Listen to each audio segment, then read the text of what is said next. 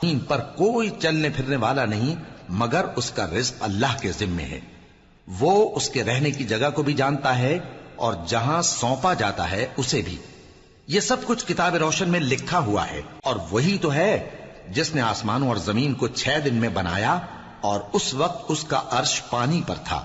تمہارے پیدا کرنے سے مقصود یہ ہے کہ وہ تم کو آزمائے کہ تم میں عمل کے لحاظ سے کون بہتر ہے.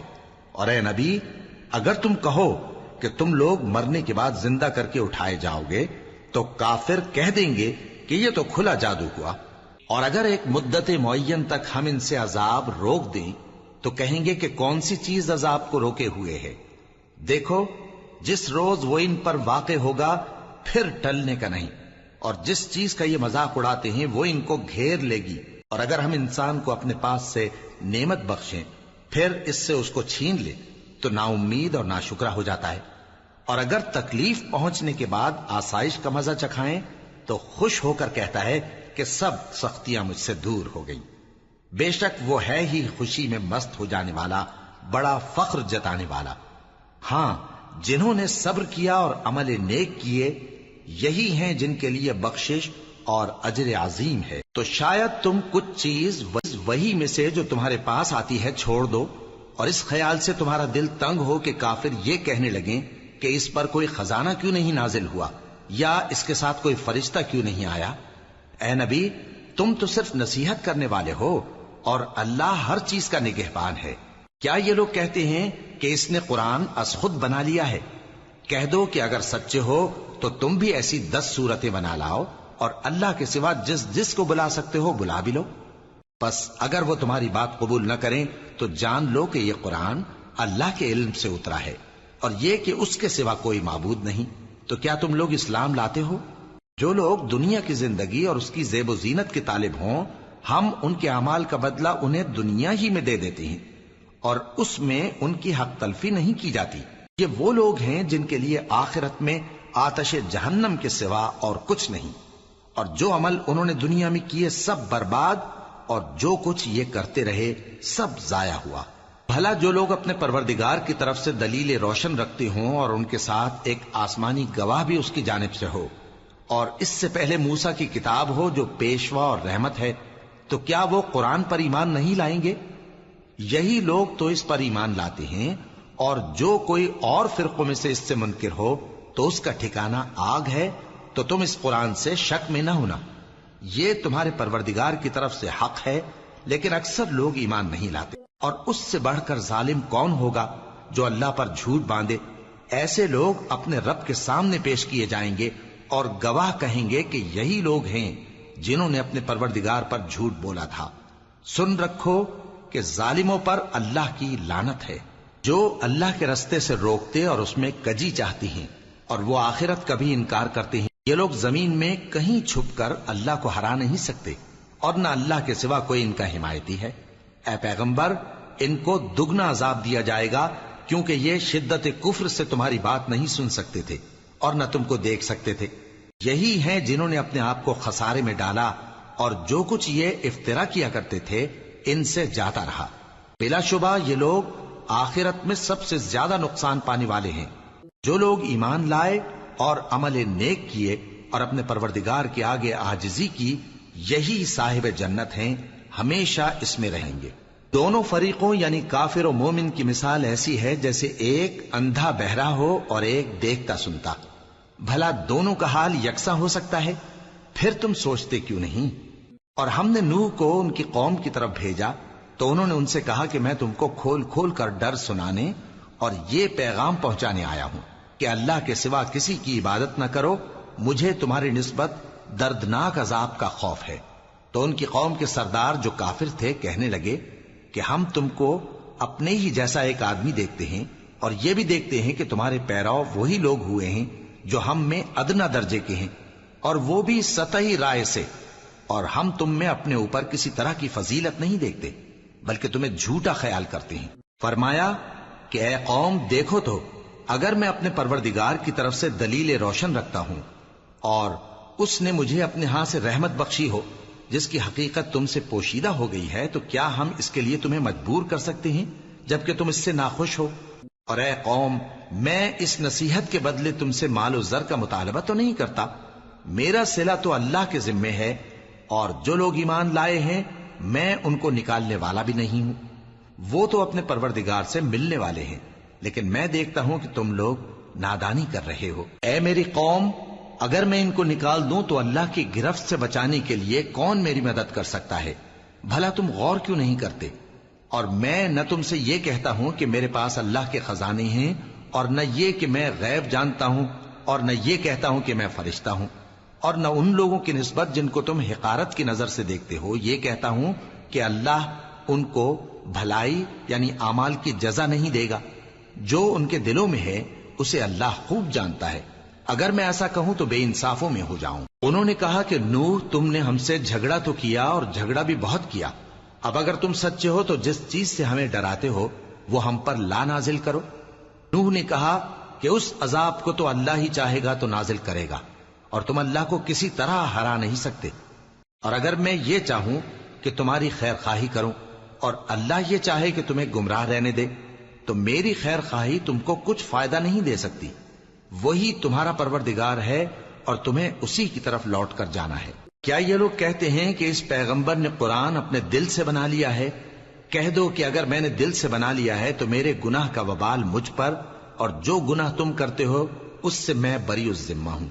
اور نوح کی طرف وحی کی گئی کہ تمہاری قوم میں جو لوگ ایمان لا چکے ان کے سوا اور کوئی ایمان نہیں لائے گا، تو جو کام یہ کر رہے ہیں ان کی وجہ سے غم نہ کھاؤ، اور ایک کشتی ہمارے حکم سے ہمارے سامنے بناؤ، اور جو لوگ ظالم ہیں ان کے بارے میں مجھ سے کچھ نہ کہنا، کیونکہ وہ ضرور غرق کر دیے جائیں گے۔ اور نوح نے کشتی بنانا شروع کر دی، اور جب ان کی قوم کے سردار ان کے پاس سے گزرتے تو ان سے تمسخر کرتے، وہ کہتے کہ اگر تم ہم سے تمسخر کرتے ہو تو جس طرح تم ہم سے تمسخر کرتے ہو اسی طرح ایک وقت ہم بھی تم سے تمسخر کریں گے، اور تم کو جلد معلوم ہو جائے گا کہ کس پر عذاب آتا ہے جو اسے رسوا کرے گا، اور کس پر ہمیشہ کا عذاب نازل ہوتا ہے۔ یہاں تک کہ جب ہمارا حکم آ پہنچا اور تنور جوش مارنے لگا تو ہم نے نوح کو حکم دیا کہ ہر قسم کے پالتو جانوروں میں سے جوڑا جوڑا یعنی ایک ایک نر اور ایک ایک مادہ لے لو، اور جس شخص کی نسبت حکم ہو چکا ہے کہ ہلاک ہو جائے گا اس کو چھوڑ کر اپنے گھر والوں کو اور جو ایمان لایا ہو اس کو کشتی میں سوار کر لو، اور ان کے ساتھ ایمان بہت ہی کم لوگ لائے تھے۔ نوح نے کہا کہ اللہ کا نام لے کر کہ اسی کے کرم سے اس کا چلنا اور ٹھہرنا ہے، اس میں سوار ہو جاؤ، بے شک میرا پروردگار بخشنے والا ہے، مہربان ہے۔ اور وہ ان کو لے کر طوفان کی لہروں میں چلنے لگی، لہریں کیا تھیں گویا پہاڑ تھے۔ اس وقت نوح نے اپنے بیٹے کو جو کشتی سے الگ تھا پکارا کہ بیٹا ہمارے ساتھ سوار ہو جا اور کافروں میں شامل نہ ہو۔ اس نے کہا کہ میں ابھی پہاڑ سے جا لگوں گا، وہ مجھے پانی سے بچا لے گا۔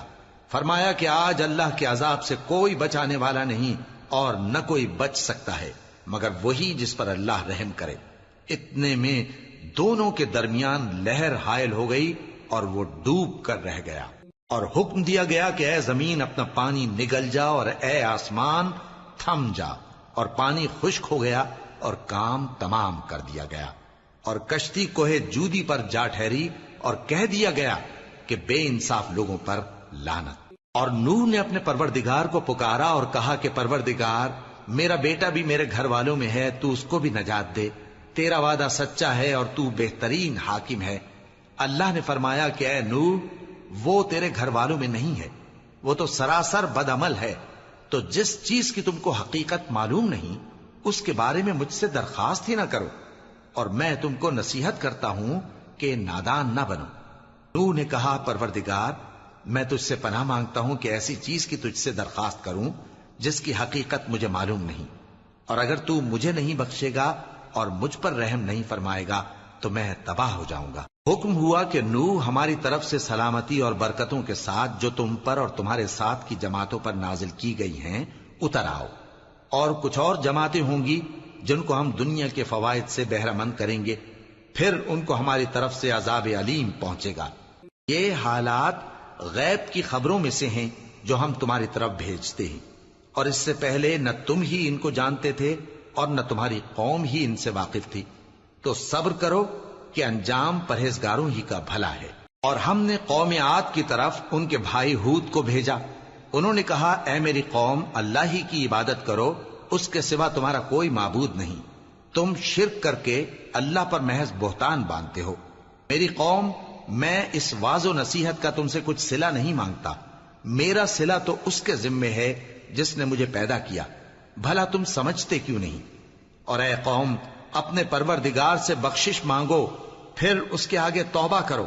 وہ تم پر آسمان سے موسلا دھار بارش برسائے گا اور تمہاری طاقت پر طاقت بڑھائے گا. اور دیکھو، گناہگار بن کر روگردانی نہ کرو.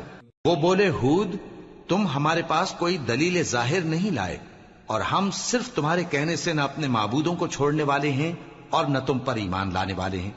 ہم تو یہ سمجھتے ہیں کہ ہمارے کسی معبود نے تمہیں تکلیف پہنچا کر دیوانہ کر دیا ہے.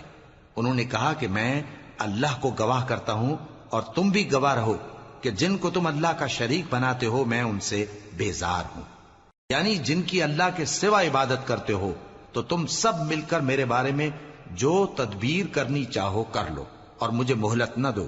میں اللہ پر جو میرا اور تمہارا سب کا پروردگار ہے بھروسہ رکھتا ہوں. زمین پر جو چلنے پھرنے والا ہے وہ اللہ کے قبضہ قدرت میں ہے. بے شک میرا پروردگار سیدھے رستے پر ہے. اب اگر تم روگردانی کرو گے تو جو پیغام میرے ذریعے تمہاری طرف بھیجا گیا ہے وہ میں نے تمہیں پہنچا دیا ہے، اور میرا پروردگار تمہاری جگہ اور لوگوں کو لا بسائے گا، اور تم اللہ کا کچھ بھی نہیں بگاڑ سکو گے. میرا پروردگار تو ہر چیز پر نگہبان ہے. اور جب ہمارا حکم عذاب آ پہنچا تو ہم نے ہود کو اور جو لوگ ان کے ساتھ ایمان لائے تھے ان کو اپنی مہربانی سے بچا لیا اور انہیں عذاب شدید سے نجات دی. یہ وہی قوم عاد ہے جس نے اللہ کی نشانیوں سے انکار کیا اور اس کے پیغمبروں کی نافرمانی کی اور ہر سرکش و متکبر کا کہا مانا. اور اس دنیا میں بھی لعنت ان کے پیچھے لگی رہی اور قیامت کے دن بھی لگی رہے گی. دیکھو، قوم عاد نے اپنے پروردگار سے کفر کیا، اور سن رکھو قوم عاد پر پھٹکار ہے جو ہود کی قوم تھی. اور قوم سمود کی طرف ان کے بھائی صالح کو بھیجا تو انہوں نے کہا اے قوم، اللہ ہی کی عبادت کرو، اس کے سوا تمہارا کوئی معبود نہیں. اسی نے تم کو زمین سے پیدا کیا اور اس میں آباد کیا، تو اس سے مغفرت مانگو اور اس کے آگے توبہ کرو. بے شک میرا پروردگار نزدیک بھی ہے اور دعا کا قبول کرنے والا بھی ہے. انہوں نے کہا کہ صالح، اس سے پہلے ہم تم سے کئی طرح کی امیدیں رکھتے تھے، اب وہ منقطع ہو گئیں. کیا تم ہم کو ان چیزوں سے منع کرتے ہو جن کو ہمارے بزرگ پوجتے آئے ہیں؟ اور جس بات کی طرف تم ہمیں بلاتے ہو اس کی طرف سے ہم بڑے بھاری شک میں ہیں. صالح نے کہا اے میری قوم، بھلا دیکھو تو، اگر میں اپنے پروردگار کی طرف سے کھلی دلیل پر ہوں اور اس نے مجھے اپنے ہاتھ سے نبوت کی نعمت بخشی ہو، تو اگر میں اللہ کی نافرمانی کروں تو اس کے سامنے میری کون مدد کرے گا؟ تم تو کفر کی باتوں سے میرا نقصان ہی کرتے ہو. اور یہ بھی کہا کہ اے قوم، یہ اللہ کی اونٹنی تمہارے لیے ایک نشانی یعنی معجزہ ہے، تو اس کو چھوڑ دو کہ اللہ کی زمین میں جہاں چاہے چرتی پھرے، اور اس کو کسی طرح کی تکلیف نہ دینا، ورنہ تمہیں جلد عذاب آ پکڑے گا. مگر انہوں نے اس کو کاٹ ڈالا. تو صالح نے کہا کہ اپنے گھروں میں 3 دن اور فائدے اٹھا لو، یہ وعدہ ہے کہ جھوٹا نہ ہوگا. پس جب ہمارا حکم آ گیا تو ہم نے صالح کو اور جو لوگ ان کے ساتھ ایمان لائے تھے ان کو اپنی مہربانی سے بچا لیا اور اس دن کی رسوائی سے محفوظ رکھا. بے شک تمہارا پروردگار طاقتور ہے، زبردست ہے. اور جن لوگوں نے ظلم کیا تھا ان کو چنگھاڑ کی صورت میں عذاب نے آ پکڑا تو وہ اپنے گھروں میں اوندھے پڑے رہ گئے، گویا کبھی ان میں بسے ہی نہ تھے. سن رکھو کہ قوم سمود نے اپنے پروردگار سے کفر کیا، اور سن رکھو قوم سمود پر پھٹکار ہے. اور ہمارے فرشتے ابراہیم کے پاس بشارت لے کر آئے تو سلام کہا، انہوں نے بھی جواب میں سلام کہا. ابھی کچھ وقفہ نہیں ہوا تھا کہ ابراہیم ایک بھنا ہوا بچڑا لے آئے. پھر جب دیکھا کہ ان کے ہاتھ کھانے کی طرف نہیں بڑھتے، یعنی وہ کھانا نہیں کھاتے، تو ان کو اجنبی سمجھ کر دل میں خوف کیا. فرشتوں نے کہا کہ خوف نہ کیجیے، ہم قوم لوط کی طرف ان کے ہلاک کرنے کو بھیجے گئے ہیں. اور ابراہیم کی بیوی جو پاس کھڑی تھی ہنس پڑی.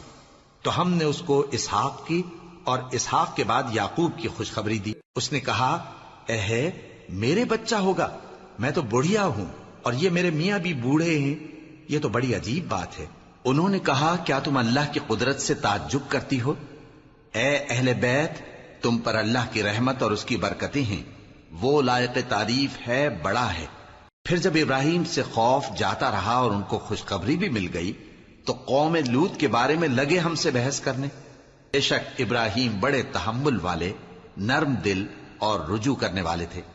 اے ابراہیم، اس بات کو جانے دو، تمہارے پروردگار کا حکم آ پہنچا ہے اور ان لوگوں پر عذاب آنے والا ہے جو کبھی نہیں ٹلنے کا۔ اور جب ہمارے فرشتے لوط کے پاس آئے تو وہ ان کے آنے سے غمناک اور تنگ دل ہوئے اور کہنے لگے کہ آج کا دن بڑی مشکل کا دن ہے۔ اور لوط کی قوم کے لوگ ان کے پاس بے تحاشا دوڑتے ہوئے آئے، اور یہ لوگ پہلے ہی سے انتہائی بےہودہ حرکتیں کیا کرتے تھے۔ لوط نے کہا کہ اے بھائیو، یہ جو میری قوم کی لڑکیاں ہیں یہ تمہارے لیے جائز اور پاک ہیں، تو اللہ سے ڈرو اور میرے مہمانوں کے بارے میں مجھے بے آبرو نہ کرو۔ کیا تم میں کوئی بھی شائستہ آدمی نہیں؟ وہ بولے تم کو معلوم ہے کہ تمہاری ان بیٹیوں کی ہمیں کچھ حاجت نہیں، اور جو ہماری غرض ہے اسے تم خوب جانتے ہو۔ لوط نے کہا اے کاش مجھ میں تمہارے مقابلے کی طاقت ہوتی، یا میں کسی مضبوط قلعے میں پناہ لے لیتا۔ فرشتوں نے کہا اے لوط، ہم تمہارے پروردگار کے فرشتے ہیں، یہ لوگ ہرگز تم تک نہیں پہنچ سکیں گے، تو کچھ رات رہے سے اپنے گھر والوں کو لے کر چل دو، اور تم میں سے کوئی شخص پیچھے مڑ کر نہ دیکھے مگر تمہاری بیوی کے جو آفت ان پر پڑنے والی ہے وہی اس پر بھی پڑے گی۔ ان کے عذاب کے وعدے کا وقت صبح ہے، اور کیا صبح کچھ دور ہے؟ پھر جب ہمارا حکم آیا ہم نے اس بستی کو الٹ کر نیچے اوپر کر دیا اور ان پر پتھر کی تہ بتہ کنکریاں برسائیں جن پر تمہارے پروردگار کے ہاں سے نشان کیے ہوئے تھے، اور وہ بستی ان ظالموں سے کچھ دور نہیں۔ اور مدین کی طرف ان کے بھائی شعیب کو بھیجا تو انہوں نے کہا کہ اے قوم، اللہ ہی کی عبادت کرو کہ اس کے سوا تمہارا کوئی معبود نہیں، اور ناپ اور تول میں کمی نہ کیا کرو، میں تو تم کو آسودہ حال دیکھتا ہوں، اور اگر تم ایمان نہ لاؤ گے تو مجھے تمہارے بارے میں ایک ایسے دن کے عذاب کا خوف ہے جو تم کو گھیر کر رہے گا۔ اور اے میری قوم، ناپ اور تول انصاف کے ساتھ پوری پوری کیا کرو، اور لوگوں کو ان کی چیزیں کم نہ دیا کرو، اور زمین میں خرابی کرتے نہ پھرو۔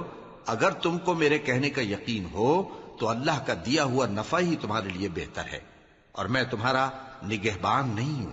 انہوں نے کہا اے شعیب، کیا تمہاری نماز تمہیں یہ سکھاتی ہے کہ جن کو ہمارے باپ دادا پوجتے آئے ہیں ہم ان کو ترک کر دیں، یا اپنے مال میں تصرف کرنا چاہیں تو نہ کریں؟ تم تو بڑے نرم دل اور بڑے سیدھے ہو۔ انہوں نے کہا کہ اے قوم، دیکھو تو اگر میں اپنے پروردگار کی طرف سے دلیل روشن پر ہوں اور اس نے اپنے ہاں سے مجھے نیک روزی دی ہو تو کیا میں اپنا فرض ادا نہ کروں؟ اور میں نہیں چاہتا کہ جس بات سے میں تمہیں منع کروں خود اس کو کرنے لگوں۔ میں تو جہاں تک مجھ سے ہو سکے تمہارے معاملات کی اصلاح چاہتا ہوں، اور اس بارے میں مجھے توفیق کا ملنا اللہ ہی کے فضل سے ہے۔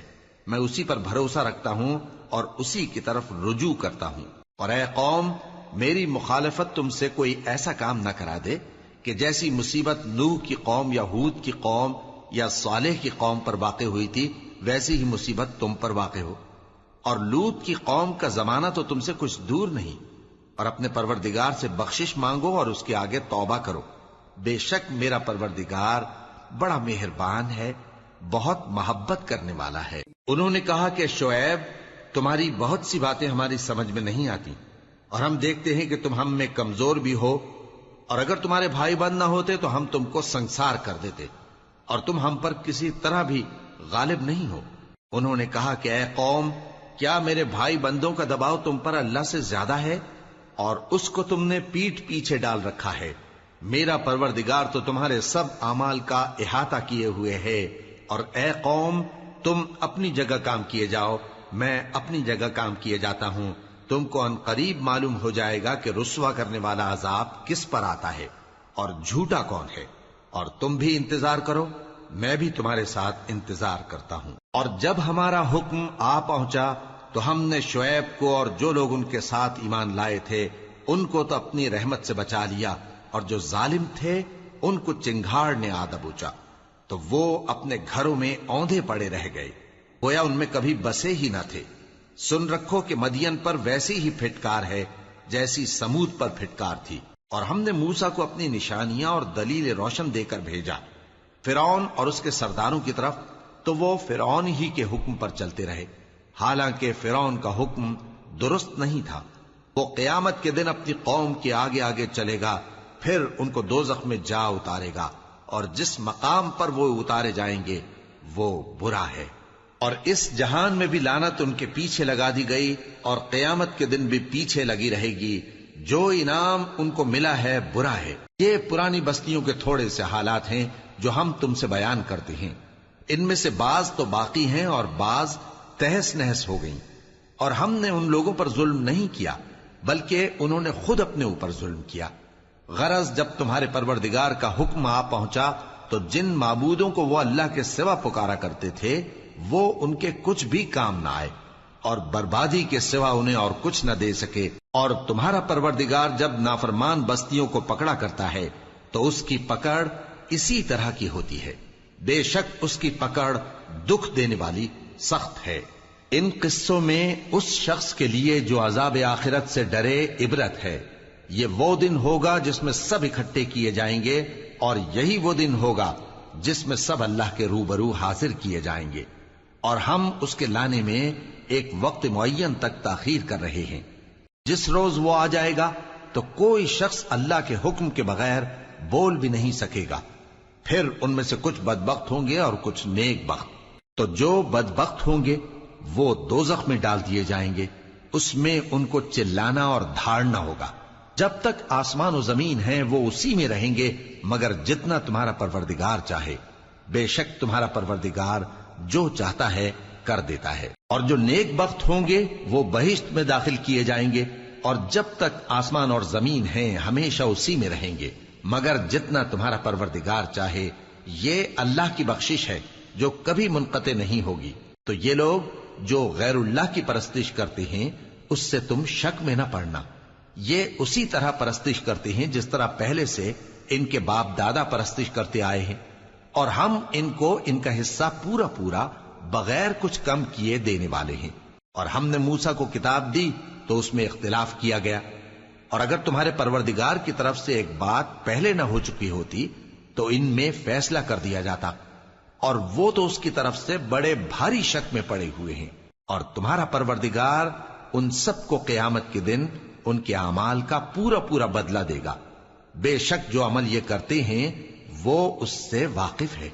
سو اے پیغمبر، جیسا تم کو حکم ہوتا ہے اس پر تم اور جو لوگ تمہارے ساتھ تائب ہوئے ہیں قائم رہو، اور حد سے تجاوز نہ کرنا، وہ تمہارے سب اعمال کو دیکھ رہا ہے۔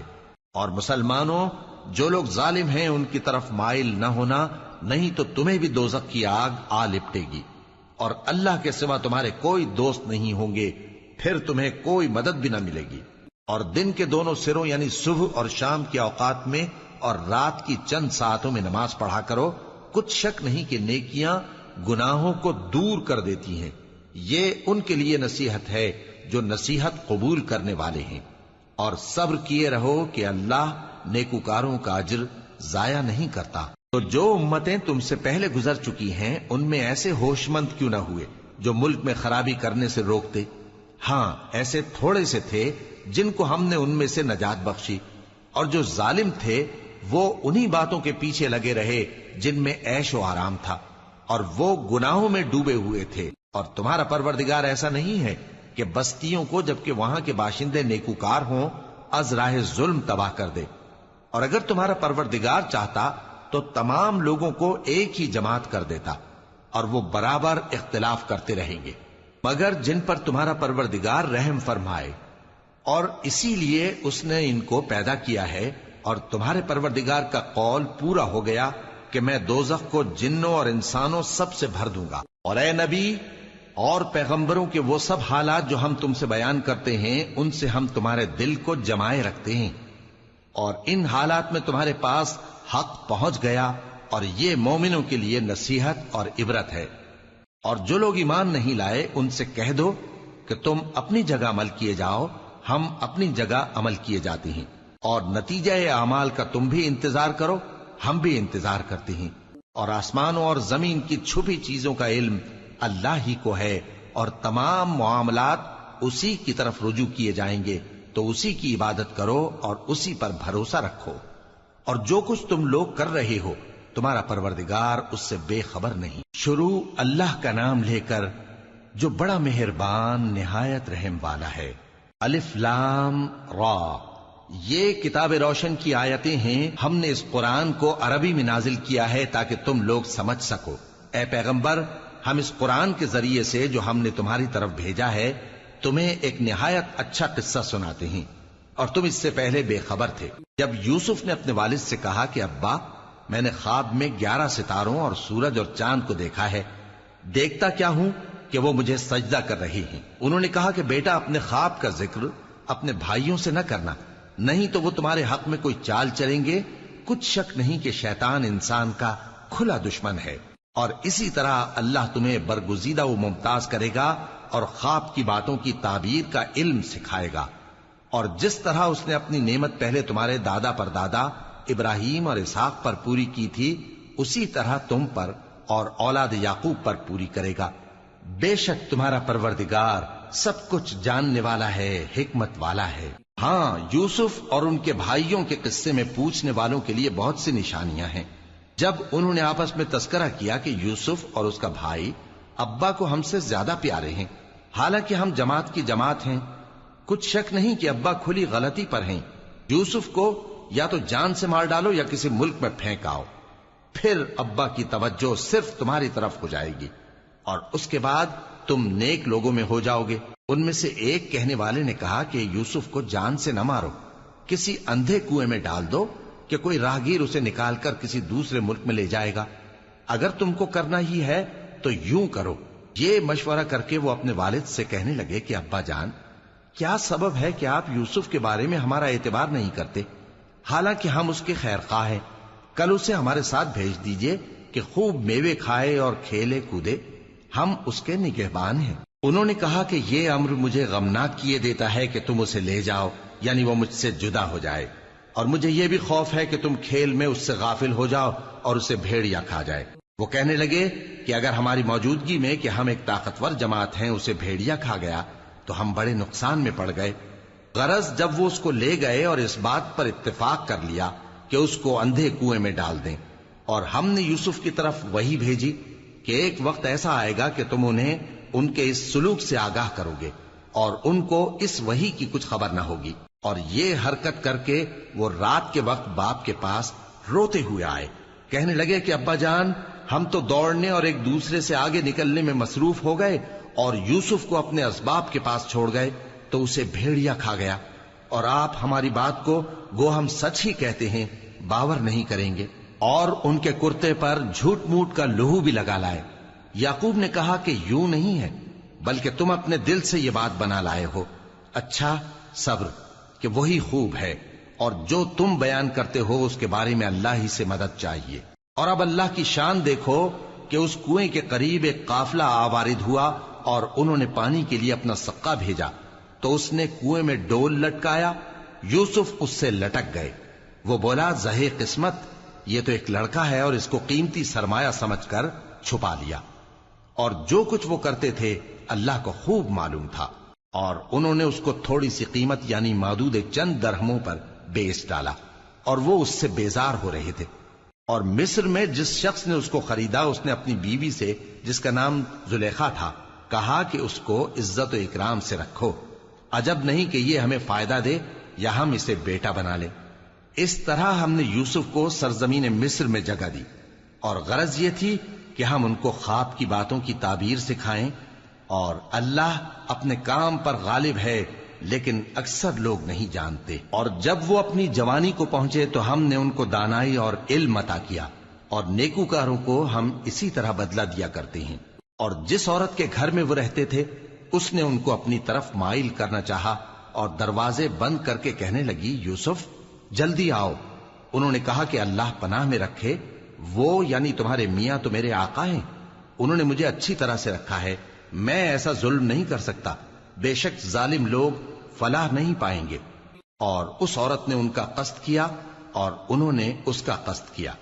اگر وہ اپنے پروردگار کی نشانی نہ دیکھتے تو جو ہوتا سو ہوتا۔ یوں اس لیے کیا گیا کہ ہم ان سے برائی اور بے حیائی کو روک دیں. بے شک وہ ہمارے چنے ہوئے بندوں میں سے تھے. اور دونوں دروازے کی طرف بھاگے، آگے یوسف، پیچھے زلیخا. اور عورت نے ان کا کرتا پیچھے سے پکڑ کر جو کھینچا تو پھاڑ ڈالا، اور دونوں کو دروازے کے پاس عورت کا خاوند مل گیا. تو عورت بولی کہ جو شخص تمہاری بیوی کے ساتھ برا ارادہ کرے اس کی اس کے سوا کیا سزا ہے کہ یا تو قید کیا جائے یا اسے دکھ کا عذاب دیا جائے. یوسف نے کہا اسی نے مجھ کو اپنی طرف مائل کرنا چاہا تھا. اور اس کے خاندان میں سے ایک گواہ نے گواہی دی کہ اگر اس کا کرتا آگے سے پھٹا ہو تو یہ سچی اور یوسف جھوٹا ہے، اور اگر کرتا پیچھے سے پھٹا ہو تو یہ جھوٹی اور وہ سچا ہے. سو جب اس کا کرتا دیکھا تو پیچھے سے پھٹا تھا. تب اس نے زلیخا سے کہا کہ یہ تمہارا ہی فریب ہے، اور کچھ شک نہیں کہ تم عورتوں کے فریب بڑے بھاری ہوتے ہیں. یوسف اس بات کا خیال نہ کر، اور زلیخا تو اپنے گناہ کی بخشش مانگ، بے شک خطا تیری ہی ہے. اور شہر میں عورتیں گفتگویں کرنے لگیں کہ عزیز کی بیوی اپنے غلام کو اپنی طرف مائل کرنا چاہتی ہے اور اس کی محبت اس کے دل میں گھر کر گئی ہے. ہم دیکھتی ہیں کہ وہ کھلی گمراہی میں ہے. پھر جب زلیخا نے ان عورتوں کی گفتگو جو حقیقت میں دیدار یوسف کے لیے ایک چال تھی سنی، تو ان کے پاس دعوت کا پیغام بھیجا اور ان کے لیے ایک محفل مرتب کی، اور پھل تراشنے کے لیے ہر ایک کو ایک ایک چھری دی. اور یوسف سے کہا کہ ان کے سامنے آؤ. جب عورتوں نے ان کو دیکھا تو ان کا روب حسن ان پر ایسا چھا گیا کہ پھل تراشتے تراشتے اپنے ہاتھ کاٹ لیے، اور بے ساختہ بول اٹھی کہ اللہ پاک ہے، یہ آدمی نہیں، یہ تو کوئی بزرگ فرشتہ ہے. زلیخا نے کہا تو یہ وہی ہے جس کے بارے میں تم مجھے تانے دیتی تھیں، اور بے شک میں نے اس کو اپنی طرف مائل کرنا چاہا مگر یہ بچا رہا. اور اگر یہ وہ کام نہ کرے گا جو میں اسے کہتی ہوں تو قید کر دیا جائے گا اور ذلیل ہوگا. یوسف نے دعا کی کہ پروردگار، جس کام کی طرف یہ مجھے بلاتی ہیں اس کی نسبت مجھے قید پسند ہے، اور اگر تو مجھ سے ان کے فریب کو نہ ہٹائے گا تو میں ان کی طرف مائل ہو جاؤں گا اور نادانوں میں سے ہو جاؤں گا. پس ان کے رب نے ان کی دعا قبول کر لی اور ان سے عورتوں کا داؤں ٹال دیا. بے شک وہی تو سننے والا ہے، جاننے والا ہے. پھر باوجود اس کے کہ وہ لوگ ان کی بے گناہی کے نشان دیکھ چکے تھے، ان کی رائے یہی ٹھہری کہ کچھ عرصے کے لیے ان کو قید ہی کر دیں. اور ان کے ساتھ دو اور جوان بھی داخل زندہ ہوئے. ایک نے ان میں سے کہا کہ میں نے خواب دیکھا ہے، دیکھتا کیا ہوں کہ شراب کے لیے انگور نچوڑ رہا ہوں. دوسرے نے کہا کہ میں نے بھی خواب دیکھا ہے، میں یہ دیکھتا ہوں کہ اپنے سر پر روٹیاں اٹھائے ہوئے ہوں اور پرندے ان میں سے کھا رہے ہیں. تو ہمیں ان کی تعبیر بتا دیجئے کہ ہم تمہیں نیکوکار دیکھتے ہیں. یوسف نے کہا کہ جو کھانا تم کو ملنے والا ہے وہ آنے نہیں پائے گا کہ میں اس سے پہلے تم کو اس کی تعبیر بتا دوں گا. یہ ان باتوں میں سے ہے جو میرے پروردگار نے مجھے سکھائی ہیں. جو لوگ اللہ پر ایمان نہیں لاتے اور آخرت کا انکار کرتے ہیں، میں نے ان کا مذہب چھوڑ دیا ہے، اور میں اپنے باپ دادا ابراہیم اور اسحاق اور یعقوب کے مذہب پر چلتا ہوں. ہمیں شایع نہیں ہے کہ کسی چیز کو اللہ کے ساتھ شریک بنائیں. یہ اللہ کا فضل ہے ہم پر بھی اور لوگوں پر بھی، لیکن اکثر لوگ شکر نہیں کرتے. اے میرے قید خانے کے رفیقو، بھلا کئی جدا جدا آقا اچھے یا اللہ جو اکیلا ہے سب پر غالب ہے؟ جن چیزوں کی تم اللہ کے سوا پرستش کرتے ہو وہ صرف نام ہی نام ہیں جو تم نے اور تمہارے باپ دادا نے رکھ لیے ہیں. اللہ نے ان کی کوئی سند نازل نہیں کی. سن رکھو کہ اللہ کے سوا کسی کی حکومت نہیں ہے.